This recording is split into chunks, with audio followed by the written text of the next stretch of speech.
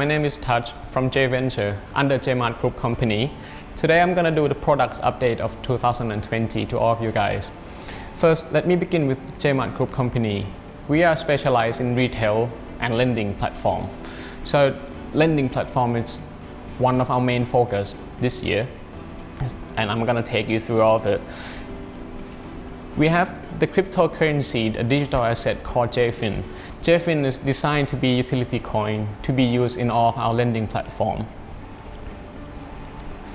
The products that I want to introduce today, we have four products: personal loan, peer-to-peer lending, DCF or debt crowdfunding, and digital asset repo. I'm going to separate this product into two groups. One group is a CFI or centralized finance. The other is DeFi or decentralized finance. The three products that I mentioned first, which is personal loan, DCF, and P2P, is a CFI products, while the digital asset repo is a DeFi products. So let's start with the CFI products.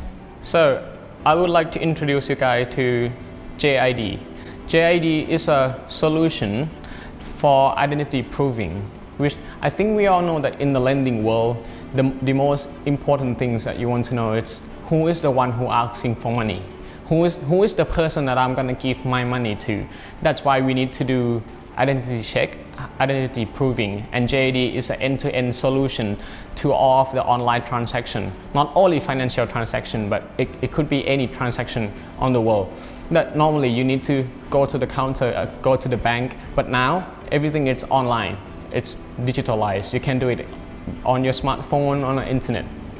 So the system in JID is eKYC and e-consent, which is already past the standard of EDDA of Thailand.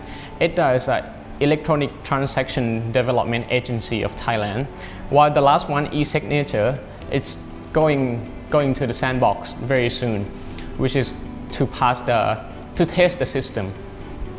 So I want to begin with the first product, digital lending. In the digital lending platform, we have two products called Jmoney and PA. PA is the lending platform that allow you to, we implementing credit scoring in this application, which is you come in the application and when you want to apply for loan, we have the credit scoring games and questionnaire for you to play, to go through, and if your credit it's high enough from the game and from the questionnaire, you will be able to get the loan. But for the Jmoney is different. From the Jmoney, we use the JID, which once you have done your identity proving, you can check your credits through NCB, through National Credit Bureau, using Jmoney application to get the loan. It's a very simple loan product. For the next one, I want to introduce debt crowdfunding, I'll call it DCF. DCF, it's a product that allows investor to invest in the business who need funding. In this world, it's like business angel, where you have a new idea, you want to come up with a new business idea, and you don't want to go to the bank and ask for a long-term loan, and you put your company into the DCF platform, allow all the investors to see what you're going to do, what's your business plan, and if they choose to invest, they receive the interest, and you have the funding to use it to run your business, to start up your business. Next product is P2P, peer-to-peer lending. It's very similar to digital lending, but the difference is for the digital lending, we are the one who, Jmoney Group Company, it's as a lender. But in this case, we allow other party to be the investor. If someone want money, we're not gonna provide it, but we provide the platform so that the other party who have a lot of cash and want to invest, want to make something out of it, can choose to lend money to the other party in peer-to-peer platform. So this is the CFI, this is a centralized finance. It's a very traditional finance world, but we use JID, we use digital things to digitalize it, to make it easier to do all of the transaction online, but honestly it's still on a traditional finance world, or what we call CFI. So this is what it's get quite interesting. DeFi, or as known as decentralized finance. DeFi make it easy to start. DeFi, it's a financial market without any middleman. Everything in DeFi run on smart contract, no need of middleman anymore. And this is the popularity of DeFi recently. As we can see in the graph here, that in 3 months, from July to October, the total value of asset locked in DeFi world in US dollar has increased from 2 billion to almost 10 billion dollars, and so on. After October, it's increased from 10 billion dollars to 14 billion dollars. This is the popularity of DeFi. It's the trends that's coming, and that is why we choose to create one of our products under DeFi. So to make it clear, what's the difference between traditional finance or CeFi and DeFi? For the traditional finance, you have to do the contract. All of the transaction need the contract to be signed. Also the third party, let's imagine that you're gonna ask for the loan and put something as a collateral. You will have to have at least one third party to look after your collateralized assets, to pass your money, to check all the consent and everything before the transaction could be done. But for the DeFi, everything is run on the smart contract. The smart contract has been set with the condition. If the smart contract receives the money, and once the smart contract receives the collateralized assets, the smart contract will activate and it will send the asset and send the money to the parties. If talk about the exchange, it's still same things. People want to exchange things for money or one currency to the other currency.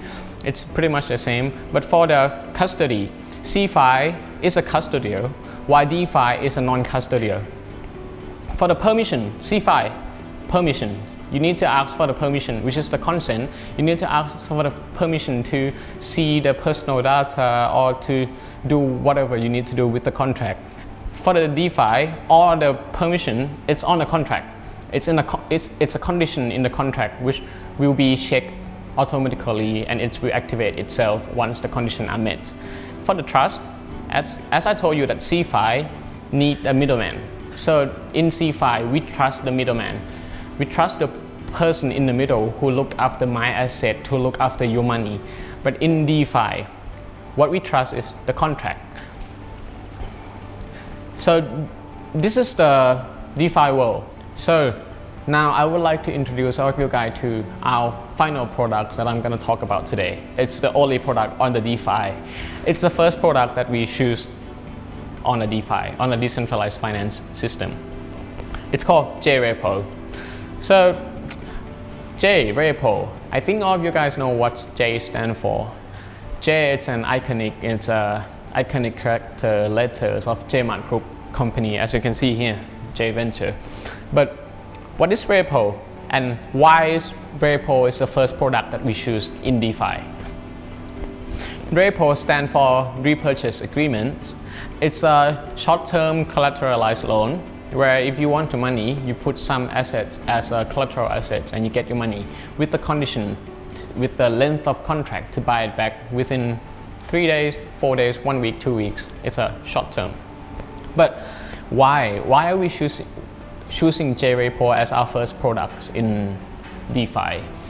The reason is because Jrepo, it's a very crucial, very important tool in traditional financial markets. What it does is it's play a role of to create liquidity, to raise liquidity, to create cash flow in the markets. The fact is that there is a turnover of 1 trillion to 2 trillion US dollars a day in Jrepo market, and that's just how big it is. The reason that we choose Jrepo as our first product in DeFi is because we understand that everyone still needs cash. Cash in this term, I mean fiat money, US dollar, Thai baht, euro, pounds. It's still important in our life. It's not that I'm the holder of digital assets and I don't need cash anymore. So that's why we choose Jrepo as a solution. So what is the difference between traditional repo and Jrepo? On the left hand side, you can see the traditional repo where once you need cash, you need a bank as a middleman, as an intermediary to look after your collateral asset. If you decide to put government bonds or US Treasury bills into the repo transaction, bank is going to be the one who look after these assets for you, and then bank receive the cash from the investor. Then bank will, I'll say the middleman will check the asset and check the value of the cash. If it's okay, then they will give the assets to the investor and give the cash to the borrower. This is a very traditional repo.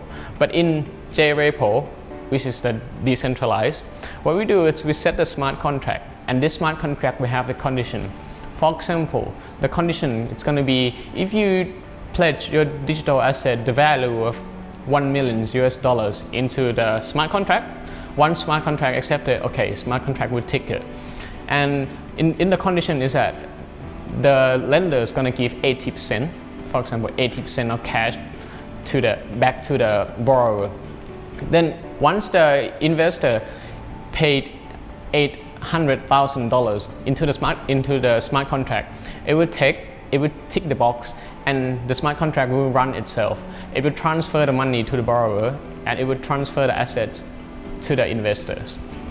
Okay, so let's get a little bit deeper in why Jrepo is your solution. Because we are living in the world that we're hearing the news that Bitcoin is making new high again, every day again, or Ethereum, the value with Ethereum is doubling in a very short term. If we are living in this world, I believe that all of you who is a digital asset owner, none of you want to sell it because you know that its value is still increasing and it will keep increasing for a while. So if there is no Jrepo as a solution, what you have to do normally is that once you need cash, you will have to sell one of your assets. If it's the case that you don't have anything left but Bitcoin, you will have to sell your Bitcoin and use that cash to cover up your expense. And things that gonna happen is that, for example, if it's take you 1 week to pay off your expense and get the cash back, in 1 week, the value of Bitcoin could increase by 40% already. So what's happening here is that you don't have enough money to get the same amount of Bitcoin back anymore. You can get it back with the less amount, which means you lost the investment opportunities. You lost your profits that you're supposed to gain from your digital asset investing. But you don't have to do that anymore because of Jrepo. Once we have Jrepo, if you need cash in urgent and you have the digital assets, Bitcoin, Ethereum, DAI, whatever assets, you just have to come to Jrepo and pledge your asset with us. We decide the length of the contract. Let's say 1 week, yeah. So you get the cash, you do whatever you want with the cash, and in 1 week, you bring that cash back, the original amount, the initial amount, plus a little of interest. And then you get your assets back. And if it's the case that your assets value increased by 40%, you get it back with the new price, which is making new high or whatever, but you get it back with the initial price at that time. So it means that you don't lose any investing opportunities.